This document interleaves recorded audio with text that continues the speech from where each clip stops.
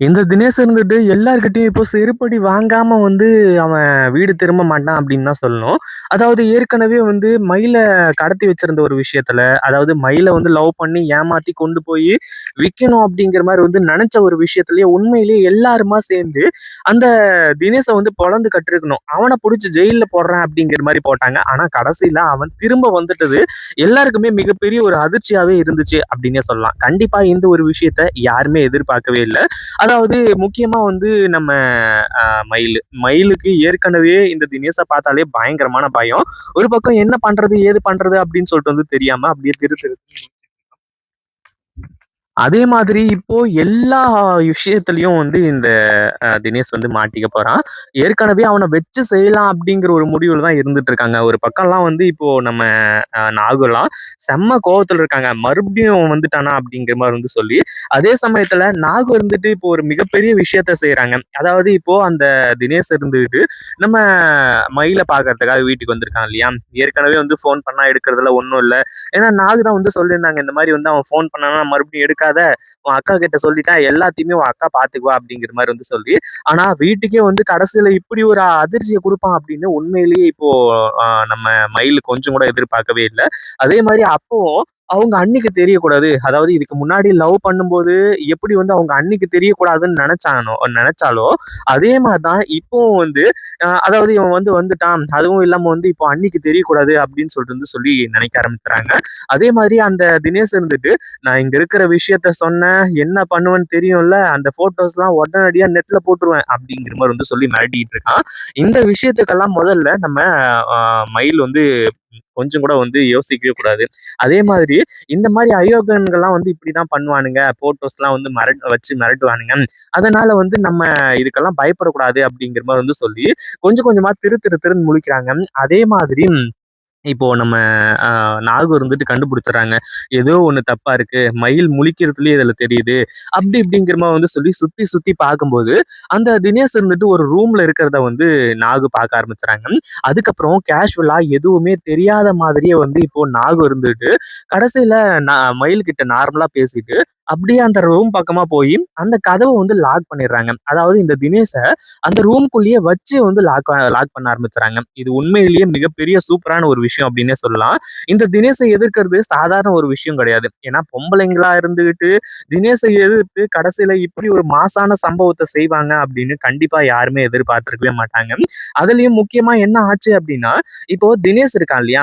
தினேஷ் வந்துட்டு உள்ள இருந்து கத்துறான். "ஏய் வெளிய விடுங்க. நான் வந்து என்ன பண்ணுவேன்னு தெரியாது." அப்படி இப்படிங்கிற மாரி வந்து சொல்லி, அதே மாதிரி "நீ யாரா வேணாரு, எவனா வேணாரு எங்க கிட்ட இருந்து கொஞ்சம் தள்ளியே இரு. எங்களெல்லாம் என்ன நெனச்சுட்ட நீயி? ஏற்கனவே என் பொண்ணு அதாவது மயில் விஷயத்துல, நீ இவ்ளோ பெரிய விஷயத்த செஞ்சப்பவே உன்னெல்லாம் நான் சும்மா விட்டுருக்க கூடாது. அதே மாதிரி அன்னைக்கு ஜெயிலுக்கு அனுப்பிட்டோம் அப்படிங்கிற மாரி வந்து சொல்லி தான் அமைதியா இருந்துட்டு இருந்தோம்.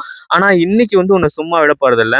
முதல்ல உன் அக்காவுக்கு ஃபோன் பண்ணு மயிலு நீயி. இன்னைக்கு வர்றத பார்த்துக்கலாம். போலீஸ் படையோட வந்து அவன என்ன பண்ண போறன்னு மட்டும் பாரு அப்படிங்கிற மாரி வந்து சொல்லி, இப்போ மல்லிக்கு ஃபோன் பண்ணி இந்த விஷயத்த பத்தி சொல்றாங்க. அதாவது இந்த மாரி வந்து இந்த தினேஷ் மறுபடியும் மறுபடியும் பிரச்சனை பண்ணி இப்போ வீட்ல வந்திருக்கான். வீட்ல வச்சு அவன லாக் பண்ணிட்டேங்க. சீக்கிரமா கொஞ்சம் வாங்க அப்படின்ற மாரி வந்து சொல்லி மல்லி கிட்ட வந்து சொல்றாங்க. மல்லிக்கும், விஜய்க்கும் ஏற்கனவே அவன கண்டாலே பிடிக்காது. அதுலயும் வந்து இப்போ மறுபடியும் அவன் வந்து பிரச்சனை பண்ணி இப்படிலாம் பண்ணிட்டு இருக்கான் அப்படின்னும்போது, விஜய் வந்து மறுபடியும் ஏன் என்கிட்ட சொல்லல? இவ்ளோ பெரிய விஷயம் நடந்திருக்கு. ஏன் என்கிட்ட சொல்லல? அப்படிங்கிற மாரி வந்து சொல்லி, எதுக்காக சொல்லல? ஏன் சொல்லல? காரணத்த கேட்டு கேட்டே வந்து விஜய் இருந்துட்டு மல்லிய விட்டு பிரிஞ்சுருவாரு போல. அந்த அளவுக்கு வந்து இப்ப பிரச்சனைய வந்து உண்டு பண்ணிட்டு இருக்காரு. அதே மாதிரி இப்ப என்ன ஆச்சு அப்படின்னா ஒரு பக்கம் வந்து நம்ம மல்லியும், விஜயும் வந்து நேரா கிளம்பி போறாங்க. அதே மாதிரி தீபிகா மேடம் அங்க அதுக்கு முன்னாடி வந்து நிக்கிறாங்க. ஏன்னா நாகு இருந்துட்டு தீபிகா மேடத்துக்கிட்டயும் ஃபோன் பண்ணி சொல்லிட்டாங்க. "கொஞ்சம் வாங்க மேடம்.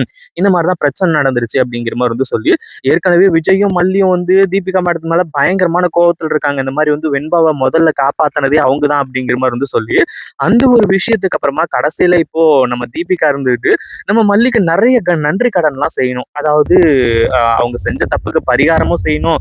அதே மாதிரி மல்லிக்கு நன்றி கடனும் செய்யணும். இப்பெல்லாம் நிறைய விஷயங்கள் இருக்கு. அதே மாதிரி தீபிகா மேடம்லாம் பயங்கர கோவத்தோட இருந்துட்டு இருக்காங்க. ஏன்னா ஏற்கனவே அவனை வந்து சும்மா விட்டதே வந்து தீபிகாவோட மனசுக்கு வந்து உறுத்திக்கிட்டே இருந்துச்சு. அதே மாதிரி இப்போ அவனை வெளியே போட்டு அடி அடின்னு அடிச்சு வெளுத்து கட்டுறாங்க. ஒரு பக்கம் வந்து மயிலுக்கிட்டயே வந்து மயிலே உன் செருப்பை கழட்டி அவன் முகத்திலே அடி, அப்பதான் மறுபடியும் அவன் திரும்பி வரமாட்டான். எவ்வளவு தைரியம் இருந்தா அவன் மறுபடியும் வந்திருப்பான், அவனெல்லாம் சும்மா விடக்கூடாது, அவனெல்லாம் வந்து அடிச்சே கொல்லணும் அப்படிங்கிற மாதிரி வந்து சொல்றாங்க. ஒரு பக்கம் வந்து மயிலுக்கு இத்தனை நாள் வந்து பயம் இருந்துச்சு. ஏன்னா அதனாலதான் அவன் போன் பண்ணும்போதும் சரி, அடுத்தடுத்த விஷயங்கள் நடக்கும் போதும் சரி, அது எல்லாத்துலயுமே வந்து மயில் இருந்துட்டு நம்ம விஜய் கிட்டயோ மல்லி கிட்டயோ இல்ல வந்து நாகு கிட்டயோ வந்து சொல்லாம இருந்தாங்க. ஆனா அப்பதான் நம்ம தீபிகா மேடம்லாம் வந்து சொல்றாங்க, இங்க பாரு மயிலு, இதுக்கப்புறம்லாம் வந்து நீ பயப்படவே பயப்படாத.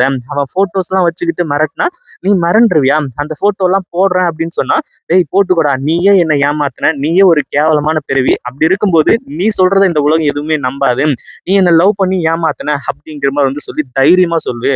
அவனை எதிர்த்து நின்னா மட்டும்தான் உனக்கு எல்லாமே கிடைக்கும். அதாவது அவனை எதிர்த்து நின்னாதான் அவனுக்கு பயம் பயம் வரும். உன்னை பயமுறுத்தினா நீ பயந்துட்ட அப்படின்னா அடுத்தடுத்து உன்னை பயப்பட வச்சுட்டே இருப்பான் அப்படிங்கிற மாதிரி வந்து சொல்றாங்க. அதே மாதிரி இப்போ இவங்க எல்லாருமே சொல்ல சொல்ல கேட்டு கடைசியில நம்ம மயில் இருந்துட்டு செருப்பை கழட்டி அந்த தினேஷை வந்து அடி அடி நடிச்சு வெளுத்து கட்டுறாங்க. தினேஷ் இதை எதிர்பார்க்கவே இல்லை, இவ்வளவு தைரியம் வரும்னு சொல்லிட்டு.